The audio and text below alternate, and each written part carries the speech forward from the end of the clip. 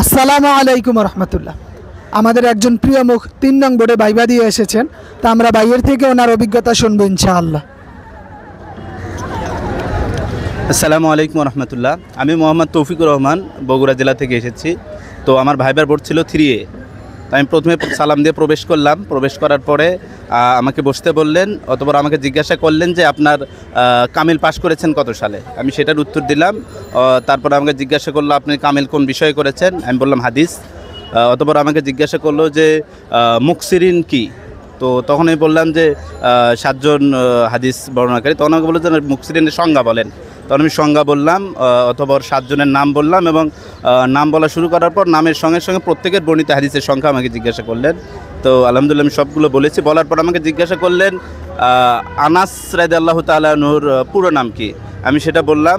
তারপর আমাকে জিজ্ঞাসা করেছিল আনাস রাদিয়াল্লাহু তাআলা বর্ণিত একটা হাদিস গ্রন্থের নাম। সেটা আমি পারি নাই। তারপরে আমাকে সনদসহ একটি মুখস্থ হাদিস বলতে বলে। তো আমি হাদিস শুরু করার পরে বলছিল যে প্রথম হাদিস ছাড়া বলেন। তো অবশ্যই আমি প্রথম হাদিস ছাড়াই শুরু করেছিলাম, সেটা আমি বলি। তারপরে আমাকে ধরে হলো গায়রি মুনসারেফ কাকে বলে, গায়রি মুনসারেফের সবব। তো আমি সবগুলো বলেছিলাম। তারপরে সর্বশেষ আমাকে ধরেছিল 2টি স্থলাভিষিক্ত একটি মানা সবব, এই সবব কোনটা, এটা আমি পারি নাই। তখন আমাকে ধন্যবাদ দিয়ে আমাকে চলে আসতে বলে। তো বক্তব্য যেটা সেটা হলো, পরবর্তীতে যারা ভাইবা দিতে আসবেন, যার যে কামিলের যে সাবজেক্ট, সেই সাবজেক্ট রিলেটেড প্রশ্নগুলো পড়ে আসবেন। এখান থেকেই সর্বোচ্চ প্রশ্ন ধরছে, 2-1টা হয়তো আরবি ব্যাকরণ থেকে ধরছে। ধন্যবাদ। জি, অসংখ্য ধন্যবাদ ভাইকে ওনার সুন্দর মতামত এবং অভিজ্ঞতা আমাদের সামনে তুলে ধরার জন্য।